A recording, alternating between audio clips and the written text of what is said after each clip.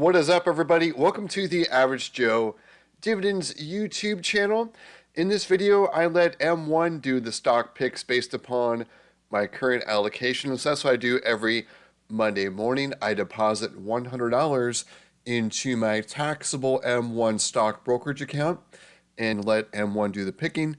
Like I said, and what we're looking at right now, this is my Average Joe Dividends portfolio, which again is a taxable stock brokerage account. We can see the performance of the portfolio over the last year. We're up about 25% at 25.48%.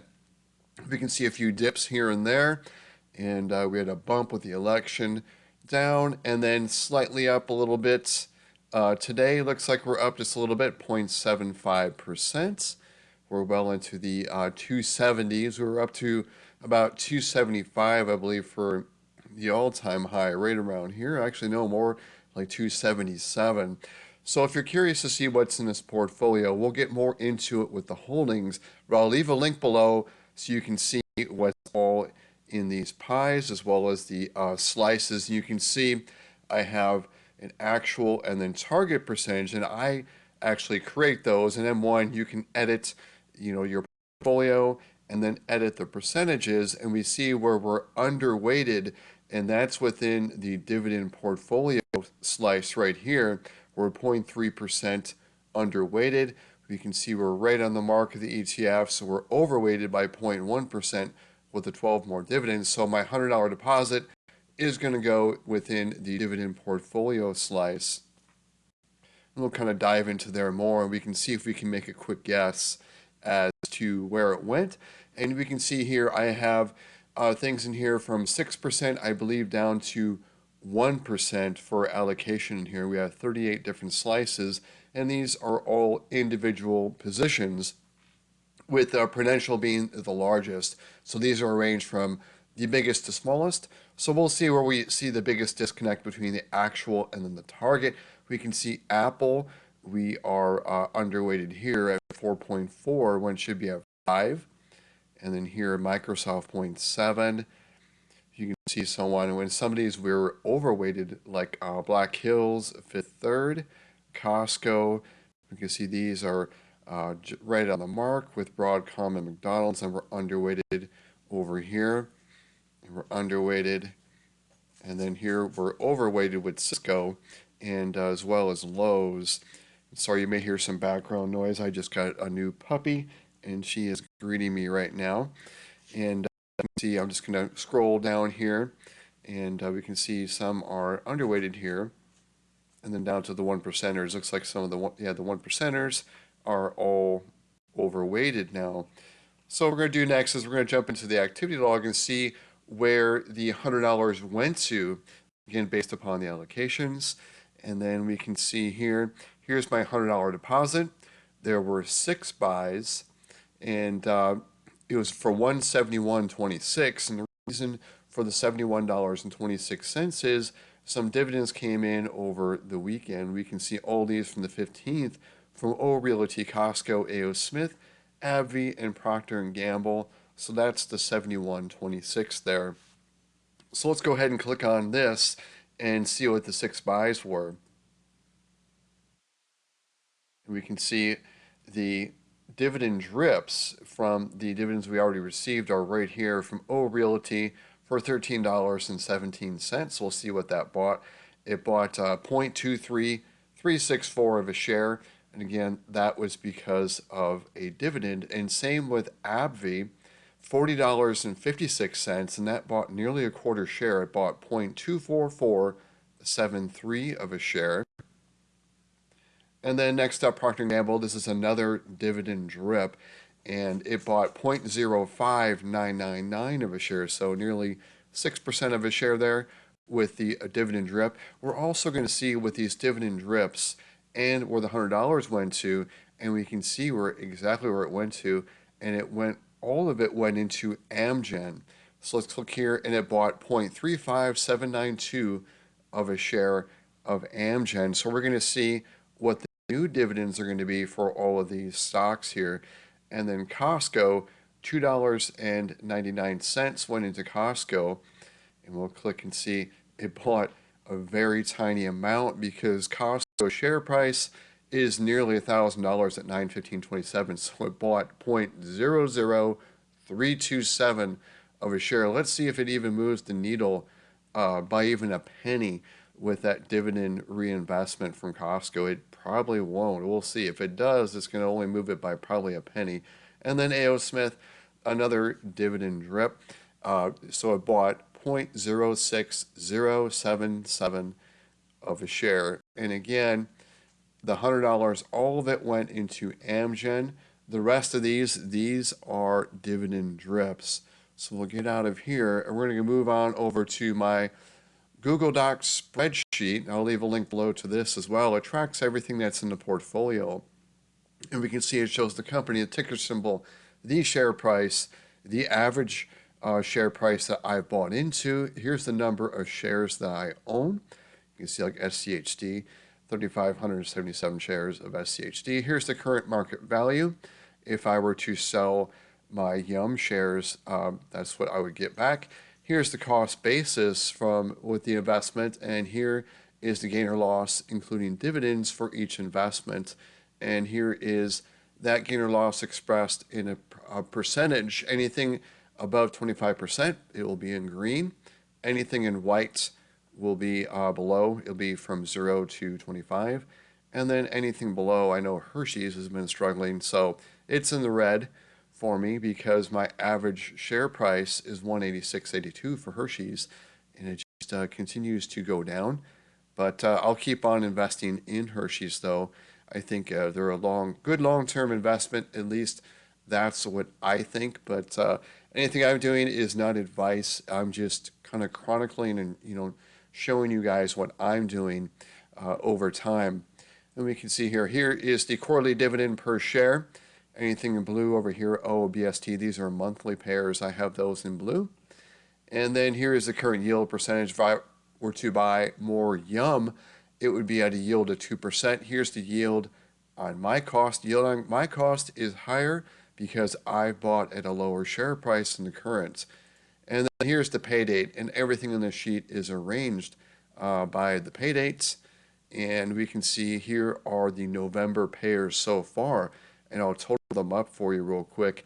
So in the month of November, we have received $155.11 so far in dividends, and here are those dividend drips right here from Costco, A.O. Smith, PG, and AbbVie. We're going to see these amounts change. These are going to go up.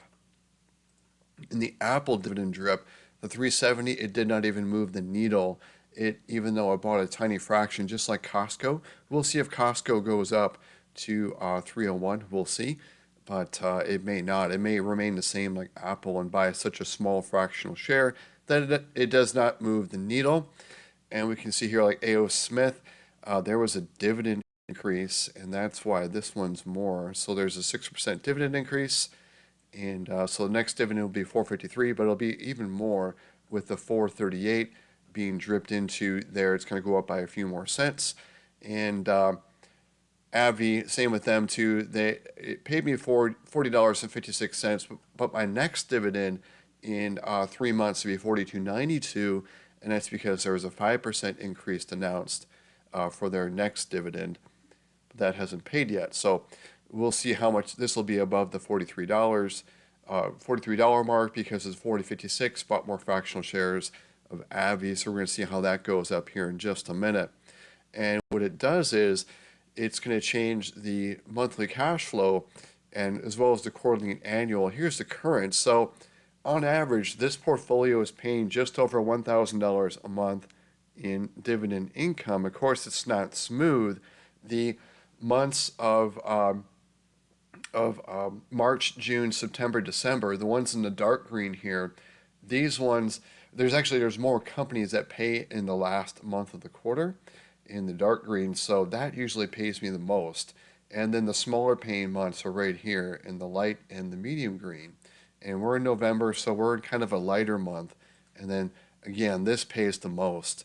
And it's going to pay, I predict in December, over $1,700 it'll pay, while we're in the 600s in these lower paying months. So the average, again, is I take the total quarterly dividends and then divide it by 3 and get the monthly.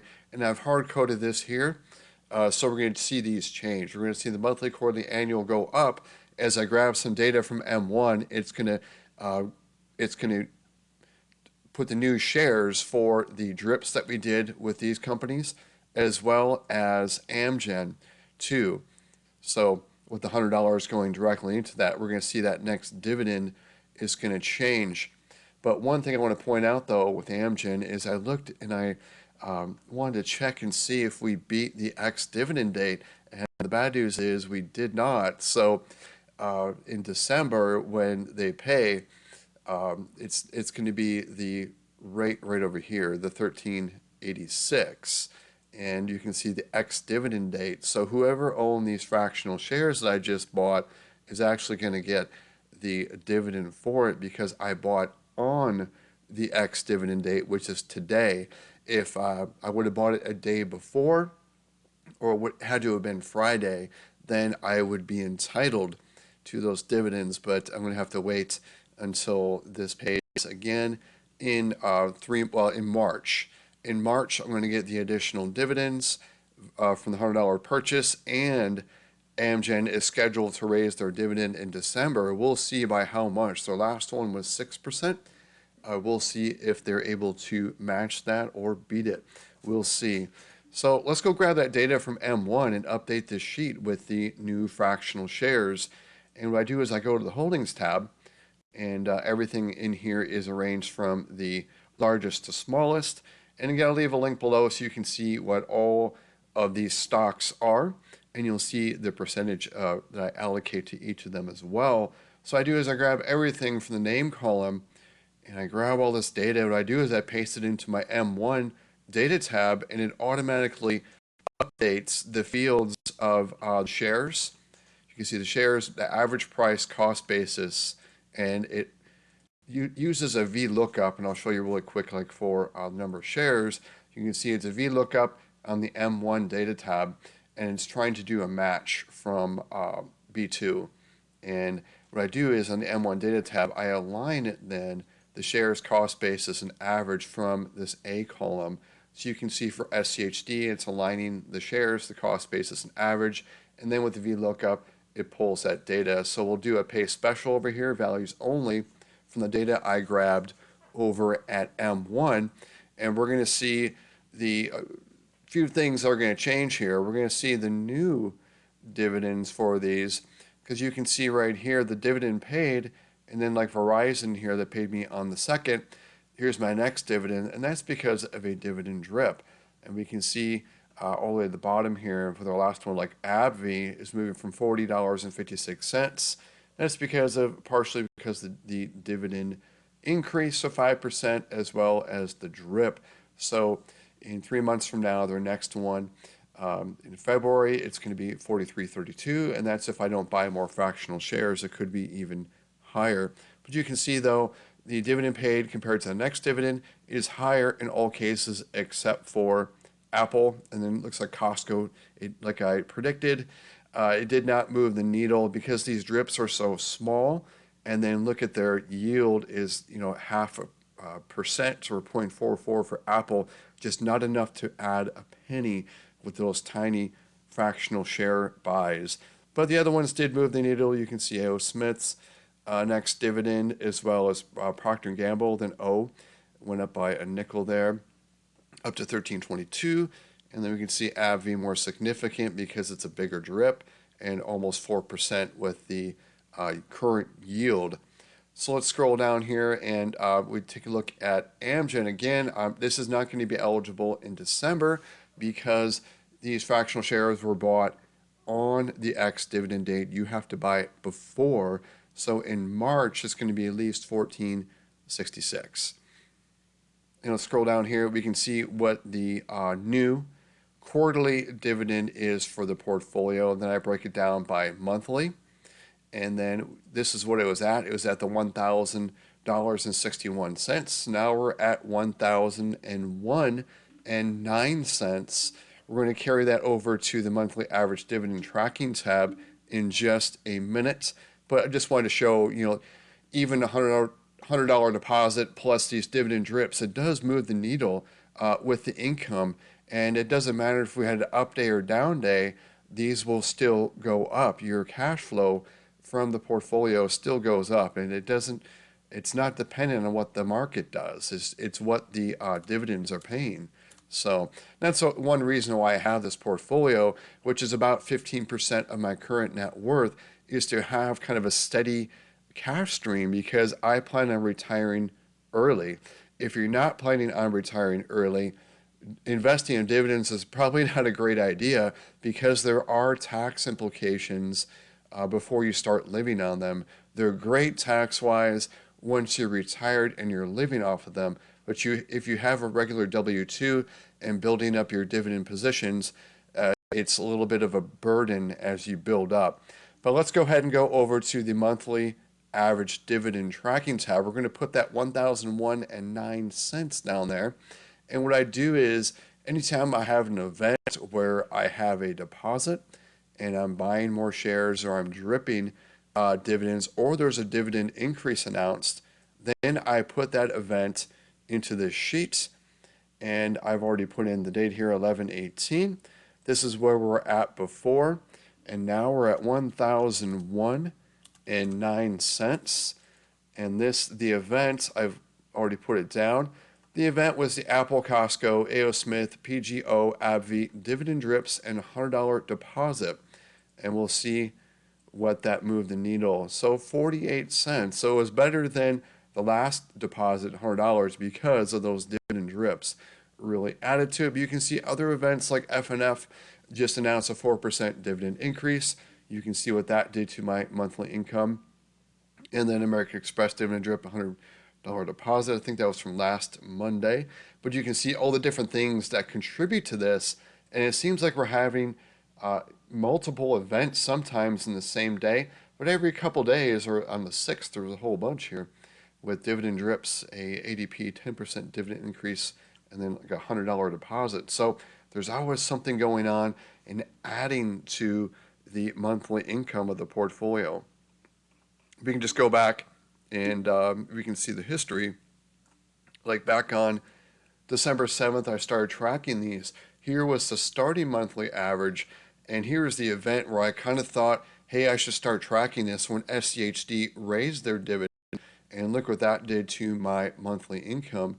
It boosted it by $21.02. Of course, there are things that do lower it. I had JEPI in the portfolio before I dropped them, but really the only thing that contributes a drop now is SCHD, when in Q1 they historically announce a lower dividend, so that's kind of a known thing that happens.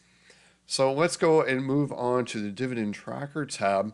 And I've been doing these videos since January 2021. We can see the starting portfolio value. Here are the dividends paid from January 2021. Let's go to more recent times like 2023, 2024. We can see where we're at right now. Here's the portfolio value rounded to the nearest $100. Here is the dividends paid so far in November to 155.11. We have a lot more to go. And then here's the average monthly dividend. I look at this as like the paycheck, the monthly paycheck from this portfolio. And of course, we went into it in depth, what causes this to go up and down. And then here's the monthly increase so far in November. The things that I have done to raise the November, you can see, let's get those events totaled here. Make sure that adds up. And there's the $5.57. So just in November alone, an extra $5.57 is rolling in each and every month going forward. And you can see what those events were. Just small things mostly. The BST dividend drip, that's what did the $3.44. But everything else, it keeps adding and compounding on there. And then we can see here is the month-over-month gain in the dividend cash flow there of 1,109 from the previous month. And then here is the annual dividends. You could look at this as like a annual, like a part-time job, almost over $12,000 in dividends I'll receive. And that's if I just stop contributing to this. I could even draw dividends out of the portfolio and not drip them and still get 12,000 a year. And then here we deposit $100. So we're up to 500 for the month of November. So let's close out this video on the total net worth tab. Again, the dividend portfolio here at M1, this is 15% of my net worth. We'll see what else I'm invested in. And of course, what I'm investing in is not investment advice. You can see over at Vanguard, I have several accounts, an IRA, Roth IRA, taxable brokerage account. They're in boring ETFs, very boring but very effective ETFs. So over at Vanguard, I've got $471,000 in those ETFs. And then T Rowe, this is my 401k in an S&P 500 fund, and almost at $100,000 there. Here I have another M1. I have an IRA over there as well, and that's just in ETFs, over 700,000 to 704. Here is the dividend portfolio that I went into at length. And then M1, this is my 1-year emergency fund earning 4.25 interest at 58.8. And then I have a 6-month emergency fund at Synchrony at 4.3. And Synchrony is a solid, I think, online bank as far as, high yield, because before M1 they were at 4.5%, then they dropped it down, but Synchrony they've remained at 4.3. So while others have the higher rate sometimes, Synchrony has always kind of kept up. They've always been kind of like in the top 5 for interest rates. I may move some of this back over to Synchrony. We'll see, but Synchrony, who knows? They could drop it down to 4.2 here soon. So try not to play a shell game with that. And then Capital One, I really don't keep really anything in my checking account until I spend it, like when I pay off credit card balances, things like that. But here is like a 2-month emergency fund, a little bit more than that. I need to move some of this over to probably Synchrony here soon. Probably shouldn't be keeping more than 10,000 over here. And then here is my home value. And then here are some liabilities. Here is my current credit card balance. I use this card. It's a 2% cash back, the FNBO Evergreen card. And then here's my other liability on my mortgage, $178,454 in that balance. And here's my total net worth, subtracting out my liabilities. So we're back in the 1.7s. We were in the 1.8s last week, but who knows? We could keep going down, getting the 1.6s, 1.5s. Who knows? But I just stick to what I'm doing and continue to invest in what I'm investing in. You can see the breakdown by stocks, home equity, and cash. And then here it is by pre-tax and after-tax, U.S., international. And then here's my average monthly dividend from all sources, including interest. Of course, I don't have access to the 401k IRA, but if I were 59.5, which I'm not, this would be like my monthly pay pretty much just for my investments without having to sell a single share, almost $3,300. And then here, starting November 2022, I started tracking my net W-2 income and then subtracting my expenses and then getting a gap. This is only it's only counting my W-2 income and expenses, not including dividends or anything else I'm doing. So this is just the gap here. And I just want to, track this. I think it's really important to find out what your life costs, because you'll never know. If you don't know how much you're spending and what your life costs, then you're not going to know how much you need to save. So we can see the average. I need about $45.08 per month right now with my current expenses. So that's what I need to save for. And we can see in the last full month, October, and then the net worth there. Just see how it's going from October 2024. We're at 1.742, but we were at 1.284 back just in November 22, just 2 years ago. You can see how much it's gone up by my net worth, and that's not by hitting the lottery or having a great stock pick or anything like that. It's just really just investing in the same tried and true ETFs, contributing to my 401k, things like that. So we'll see let's just take a look at the 2-year progress here of net worth. So $500,000 just in 2 years with just having a gap and just pretty much just investing it, and not a humongous gap, as you can see right here. I mean, nothing crazy. Where I had a really nice one here in August because I had a bonus and a paycheck, and that's really what caused that spike. But you can see just here in October, I only had a gap of $406. So there's some times where I had a deficit, you know. So you just never know. But more times than not, I have a gap, many more times. So that helps out. So that's all I had to show you for this video, is what I invested in and what that did to my dividend income, and also tracking my net worth. And if you missed it, Amgen is where the $100 went into. Let me know in the comments